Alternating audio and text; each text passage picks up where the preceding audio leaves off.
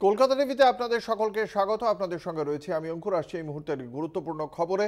আজ উত্তর ২৪ পরগনার সন্দেশখালীতে রাজ্যের দুই মন্ত্রী, রাজ্যের মন্ত্রী সুজিত বসু এবং পার্থ ভৌমিক সন্দেশখালীর বিভিন্ন গ্রামে ঘোরেন তারা, এবং সাধারণ উপস্থিত মানুষকে আশ্বাসও দেওয়া হয় মন্ত্রিসভার দুই সদস্যের পক্ষ থেকে।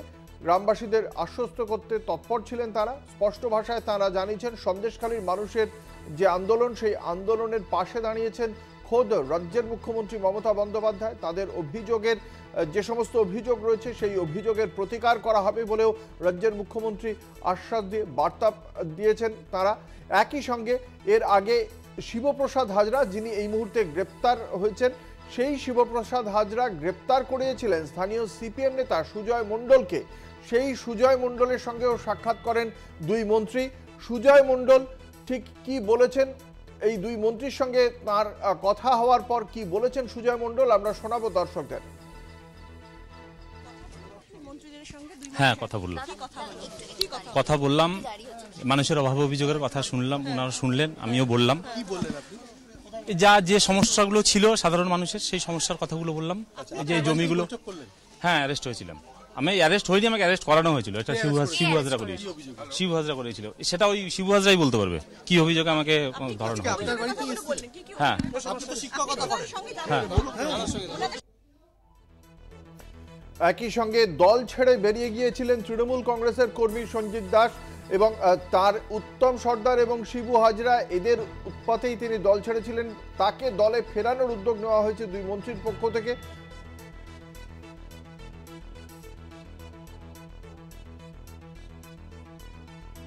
সঞ্জিত দাস কি বলেছেন আমরা শোনাবো।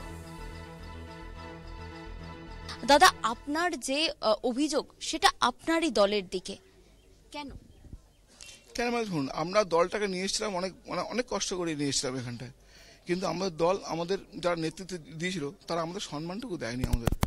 কিন্তু আজকে যাই হোক, আজ দুঃসময় আমাদের ডাক পড়েছে, আমাদের সম্মান দিচ্ছে, এখন সম্মান দিচ্ছে আমাদের দল। কিন্তু দলটাকে আমরা খুব ভালোবাসি, এখনও ভালোবাসি, আমরা দলটাকে এখনও ভালোবাসি আমরা। কিন্তু আমি চাইছি যারা মানে মানে কি বলবো আর, যারা মানে খুবই খারাপ যারা ছিল, যারা খারাপ ভূমিকা ছিল, তারা সরে গিয়ে দলটা নতুন করে তৈরি হোক, আমরা এটা চাই আমরা। আপনি তো প্রধান ছিলেন এখানকার, আপনি প্রধান ছিলেন সেটা 2009 সাল থেকে, কিন্তু তারপরে আপনাকে সরিয়ে কে দিল? কেউ সরায়নি, আমাকে সম্মান দেয়নি, আমি নিজের লজ্জায় আমি সরে গেছি। আমি এই সম্মানটা কে বা কারা দেয়? যারা এখন নেতৃত্ব ছিল, শিবু হাজরা, উত্তম, ওরা আমাদের সম্মান দেয়নি, যার জন্য আমরা নিজেরাই সাইড হয়ে গেছিলাম। আপনি বলছিলেন যে আপনাদের জমি জায়গা ভেড়ি এগুলো কেড়ে নেওয়া হতো, কিন্তু আপনি তো তৃণমূল করতেন, তৃণমূলের প্রধান ছিলেন, আপনার থেকেও ঠিক একই ব্যবহার, আপনারও একই অভিযোগ কেন? সবই একই রকম অবস্থা। ওনারা যেটা মনে করতেন সেটাই করতেন, ওটাই শেষ সিদ্ধান্ত, সেই ডিসিশন ওটাই ছিল। কে টিএমসি, কে বিজেপি, কে সিপিএম ওনারা দেখতেন না। ওনারা জমি চাই, ওনারা ভেড়ি করবেন, এটাই ওনার শেষ কথা ছিল ওদের।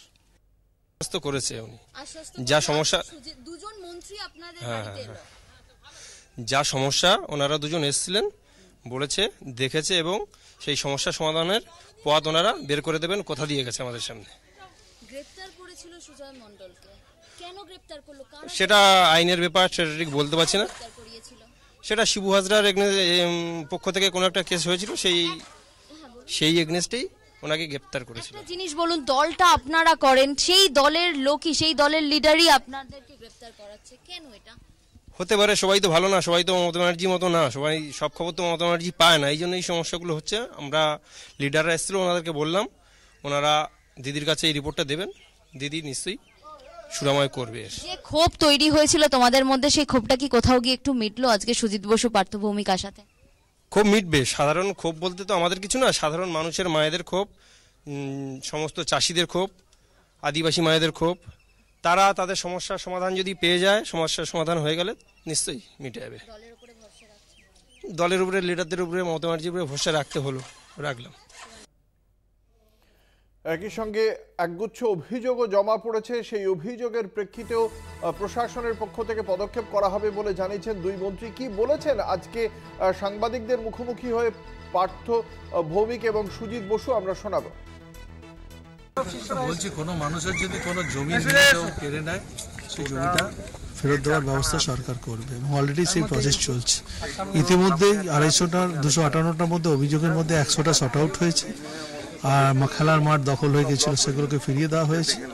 বাদবাকি যা যা আছে এগুলো, যেমন যে আমরা এখন একটা বড় ভেড়ি এখানে আছে, যে ভেড়িটা নোনা জল ঢোকানো হতো চাষের জমিটাকে বন্ধ করে, সেগুলো আমরা রেস্টোর করে দেবো। সবার মনের যা দুঃখ সব শুনলাম। কথা হলো সবাই দিদির সাথে আছে, এরা প্রত্যেকে দিদির সাথে। লোকাল যে যারা মানুষের উপর অত্যাচার করেছে, দিদি তাদের বিরুদ্ধে ইতিমধ্যে ব্যবস্থা নিয়ে নিয়েছে, সব অ্যারেস্ট। অতএব কাউকে রেয়াত করা হবে না। আপনারা শুনলেন দুই মন্ত্রীর বক্তব্য। যে যে অভিযোগ জমা পড়েছিল সেই অভিযোগের ভিত্তিতে পদক্ষেপ করা হচ্ছে একের পর এক প্রশাসনের পক্ষ থেকে। একই সঙ্গে জমিতে লোনা জল ঢুকিয়ে ভেরি করার যে সমস্ত পরিকল্পনা ছিল সেই পরিকল্পনাও যাতে বন্ধ করা যায় তার জন্য প্রয়োজনীয় পদক্ষেপ করা হবে বলেও আশ্বাস দিয়েছেন দুই মন্ত্রী। আমাদের সঙ্গে রয়েছেন আমাদের প্রতিনিধি রিয়া মাঝি। রিয়া এই মুহূর্তে রয়েছেন সন্দেশখালীতে, সরাসরি চলে যাব রিয়ার কাছে। রিয়া, এই যে সাধারণ মানুষদের সঙ্গে আজকে কথা বলেছেন, দল ছেড়ে চলে যাওয়া তৃণমূল কংগ্রেস কর্মী থেকে যে সিপিএম নেতাকে ভুয়ো মামলা দিয়ে গ্রেপ্তার করিয়ে দিয়েছিল শিবু হাজরা, প্রত্যেকের সঙ্গে আজকে কথা বলছেন দুই মন্ত্রী। তাদের সঙ্গে কথা বলার পর সন্দেশখালীর মানুষ কতটা আশ্বস্ত, তুমি তাদের সঙ্গে কথা বলে কি বুঝলে?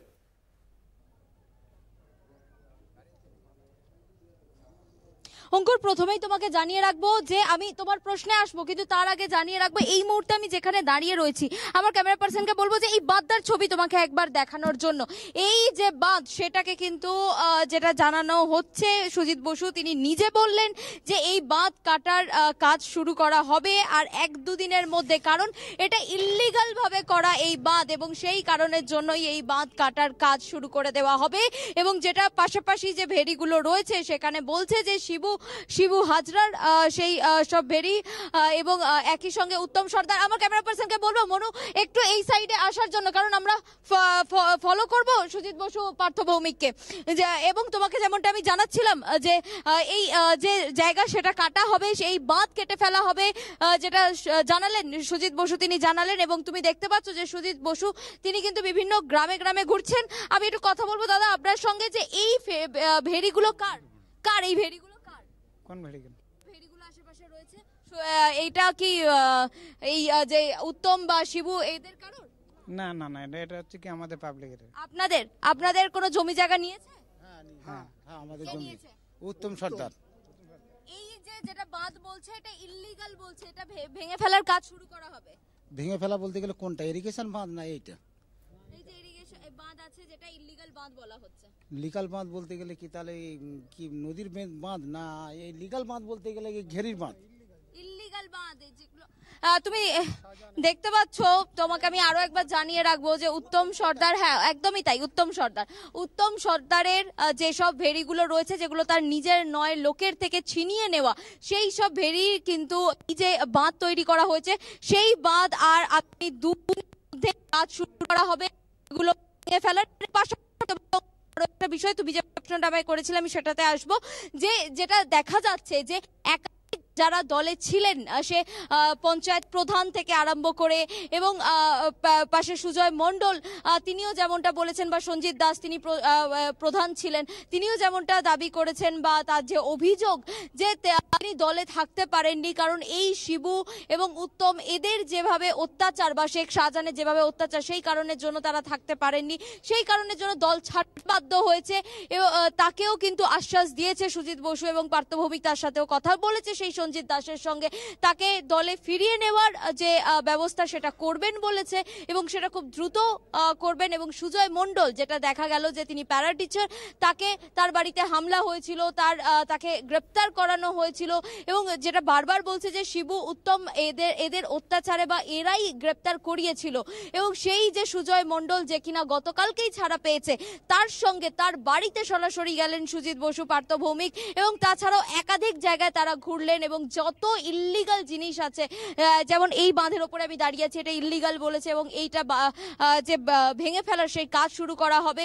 এবং আরও একটি এর আগের যে গ্রামটায় গিয়ে সেখানে রাস্তা ভালো, রাস্তাও কিন্তু 1 মাসের মধ্যে তৈরি করে দেওয়ার কথা বলছেন। এবং যেসব ভেড়িগুলোতে নোনা জল ঢুকিয়ে দেওয়া হয়েছে বা যেসব জমিগুলোতে নোনা জল ঢুকিয়ে দেওয়া হয়েছে চাষের জন্য যোগ্য এমন সুজিত বসু পার্থ ভৌমিকের আশ্বাস দেওয়া হয়েছে। এবং গ্রামবাসীরা তারা বলছেন যে তারা অনেকটাই বেশি আশ্বস্ত হয়েছেন।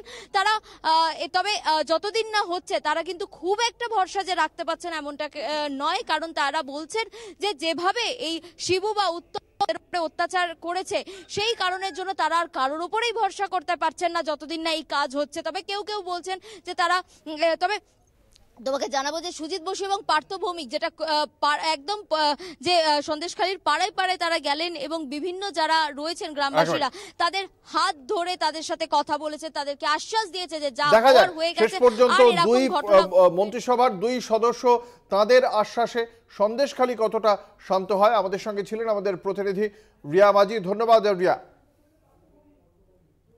এদিকে দীর্ঘদিন ধরে সন্দেশখালীতে যে দাবি উঠছিল শেখ শাহজাহানের গ্রেপ্তারি, এবং সেই গ্রেপ্তারির দাবি সম্পর্কে কি বলেছেন পার্থ ভৌমিক আমরা শোনাবো। উত্তম সরকারকে সাসপেন্ড করেছেন, গ্রেপ্তার হয়েছে শেখ শাহজাহান এবং সিরাজের গ্রেপ্তারের দাবি উঠেছে, কি বলবেন? আমাদের কাছে স্পেসিফিক অভিযোগ আসলে দল তার বিরুদ্ধে ব্যবস্থা নেবে, কিন্তু অভিযোগ করছে তো। আমাদের স্পেসিফিক অভিযোগ আসতে হবে দাদা, মুখে এবিপি আনন্দে গিয়ে বললে তো হবে না। কিন্তু অনেক দিন ধরে গ্রামবাসীরা অভিযোগ করছে বেরমজুর এলাকায় না না, যদি কেউ জমি দখল করে সে যেই হোক, রাম শ্যাম যদু মধু, জমি ফেরত হবেই। যে কেউ একদম সরকারি ভাব পদ্ধতিতে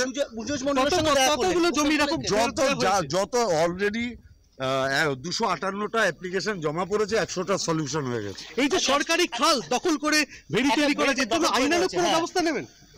100 বার আমরা তো আগে রেস্টোর করে এগুলো ফিরিয়ে দিই মানুষকে, তারপরে তো আমরা করবো।